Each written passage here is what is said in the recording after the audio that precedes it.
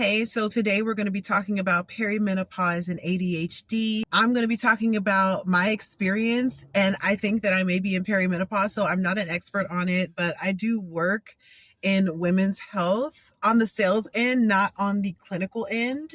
But I just wanted to share some of the epiphanies that came to me recently as I've been tracking my hormones and as I've been paying attention to the changes in my body and changing my diet and things like that, and still coping with ADHD on an everyday basis like I normally do. And some of just the life reflections that have come up.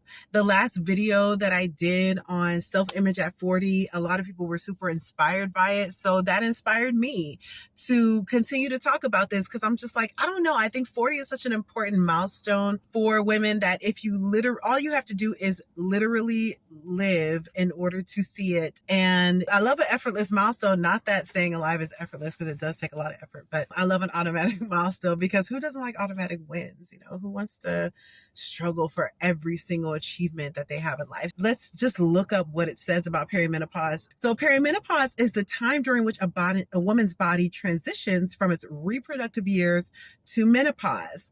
It includes hormonal changes. Estrogen and progesterone levels fluctuate, leading to changes in menstrual cycles and other symptoms.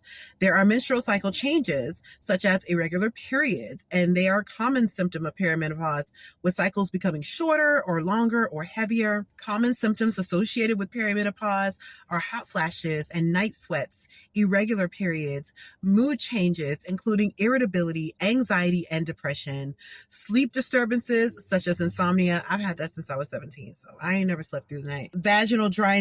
Perimenopause typically occurs in a woman's 40s, but it can start as early as mid-30s or as late as the early 50s.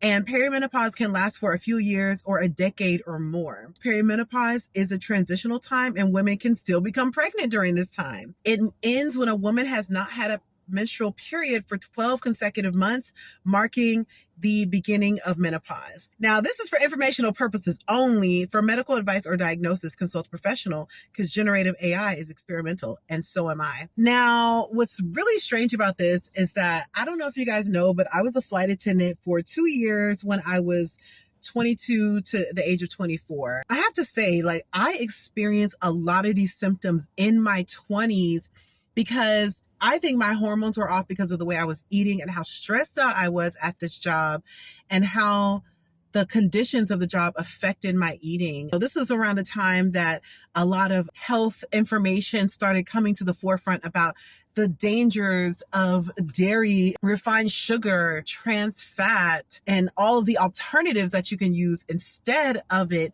were becoming very well known at this time. And I was just starting my journey of trying to try alternatives and eat healthier so that I could preserve myself and feel good from day to day. But as you guys know, plain food is horrible. I was doing military chartered flights, so the food was crap, and we used to eat that stuff. And then I used to eat a bunch of trail mix and drink juice all the time. And the main thing I think for me was stress. I think my body could have handled some of the junk that I was eating if I wasn't so stressed out by working for a company that I didn't really feel valued us, and so on and so forth. So I definitely think it's really strange how it's talking about these common symptoms, but I experienced hot flashes for sure in my 20s. I remember this, and I remember going to an integrative medicine doctor to get some blood work done, and he told me I was severely deficient in vitamin D and some other things. He told me my cholesterol was high because of the refined starches I was definitely consuming a lot. I think that, unfortunately, these hormone levels can fluctuate even when you're eating the wrong things and stressed out, and you don't even have to be in the age range of a typical perimenopause woman. I'm 40 now. The reason why I think that I may have perimenopause is because I've noticed the changes with my cycle. Not all bad, especially since I've literally moved out the country, and even back in the States for a little bit. I've been really watching how I eat, and I've been on a pescatarian journey for the past 2 weeks. And I feel really good in my body, and I feel like I have a lot more control over the refined sugars that I eat. because I'm just less stressed and I'm not doing as much stress eating, just reaching for the most convenient thing. And I even did that in Mexico because the botanas are amazing snacks. They're amazing and there's so much meat available, but I've cut that out for the past 2 weeks and I feel a lot better for it. And I have to say, like, I'm not experiencing a lot of these things that are listed here. But what I am experiencing is changes in my cycle. So I've always associated health with a cycle that's non-problematic. So now that my cycle is like not that problematic, I'm like, oh, maybe it's just the like healthy changes that I'm making. I'm making sure to walk as much as possible. When I'm in Mexico, I dance a lot. I expend a lot of energy and it's a walking city. So I'm walking a lot and I'm really taking advantage of just the fact that I have mobility and I want to keep that. So insomnia is something that I can't really track because, like I said, since the age of 17, I may wake up at 3 o'clock in the morning and stay up a couple of hours and go back to bed at 5 a.m. I can't say I've experienced a ton of these changes, but you don't necessarily have to have all of them in order to be a perimenopausal woman. And some of the things that they talk about in terms of treating this is some of the things I've already started doing. It's a combination of lifestyle changes, including exercise, a healthy diet, and stress management techniques, along with potential medical interventions like hormone replacement therapy or birth control pills. I'm definitely staying away from birth control pills. I've been on birth control before, and it was for acne when I was 18. And I used to use it to stop my periods, and it was a great time. That leads me to thinking about how much of a great time will it be if like my period actually stopped and it was just like a part of the way that things were supposed to go. Like when I think of menopause, which is the stage that perimenopause is leading up to, I think of like all of the horrible things that they say, happens when you get old as a woman. But if I can smoothly transition from one phase to the next, hey, I might be in the clear.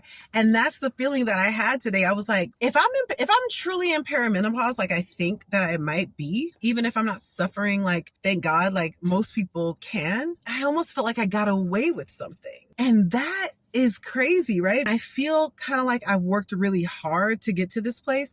I feel like I've worked hard to make my life be the way that it is. I feel so good. And I got dumb excited when I was like, if I actually didn't have to worry about blood coming out of my body every month, how free would I be? We're not meant to be 100% all the time. We are not meant to be doing the same thing every single day. I think that's as humans, but especially as women. But still, if I didn't have to bleed, I think I would be able to engage in more experiences. I think I'm just actually looking forward to whatever the next stage is.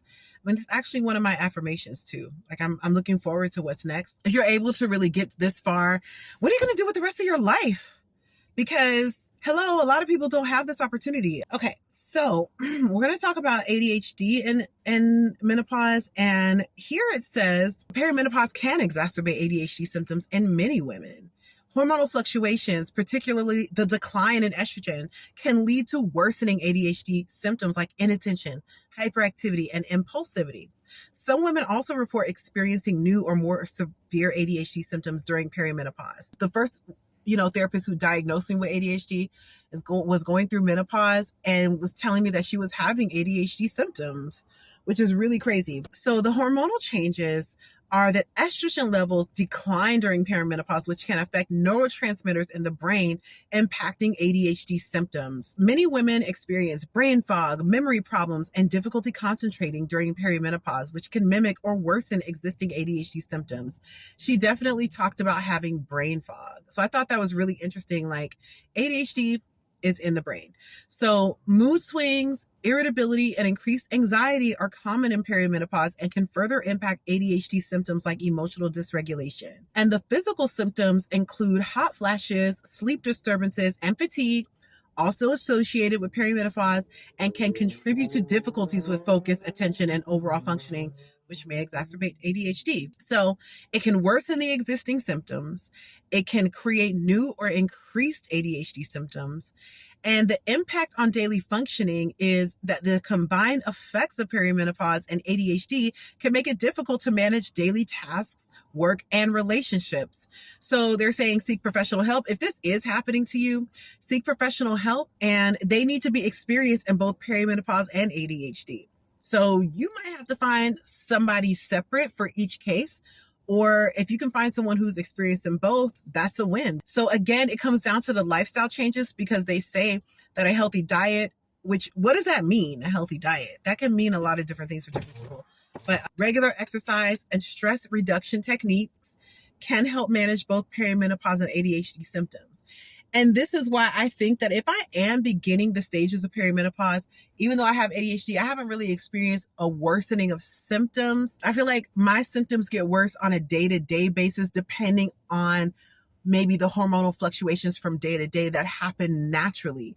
But I don't feel like I'm having a sudden increase of symptoms, rather during this time that I've noticed these changes in my cycle that make me think that I might be perimenopausal. And I'm so happy for that. And I think it's because I've already been implementing these lifestyle changes. Now, a healthy diet for me is one in which I have to take the proper supplementation to nourish my body, and where I'm really truly tuning in and listening to my body about what it wants to do in terms of movement, in terms of exercise, in terms of food and what it wants to eat. But I truly believe that just being pescatarian for these last 2 weeks has been awesome for me and has really helped me just feel a little lighter in my body from day to day and less toxic, if that makes sense. Just because you have a craving does not mean you have to give into it. You just want something. It's okay to acknowledge it and just move on. This is a new week. Starting on Sunday was a new week, and I just want to stay on this pescatarian journey and continue to only consume shrimp and salmon and just any type of seafood, yes, but not red meat, pork, or poultry. This is why I think that if I'm sliding into perimenopause, then I'm doing a good job and I'm not experiencing these worsening ADHD symptoms. So again, that was for informational purposes only. If you need medical support, you need to consult a professional. Generative AI is experimental, and so am I. Yeah. So anyway, that's my thoughts on perimenopause and ADHD. The only thing, though, is that it does say that you can still get pregnant during perimenopause, which I think is a great victory for a lot of women wanted to have children later in life. And this is so good for them. This is great news that just because they're experiencing these changes doesn't mean that all hope is lost for them. Yeah, that's it for now. And I think we need to go back to the original tagline, like happy dreamers, because what else in this world is more important than happiness? And yeah, so ADHD, always dreaming happy dreams, use that resilience to bounce back from whatever it is that you're going through. Challenge the norm, buck the system, and continue to live free.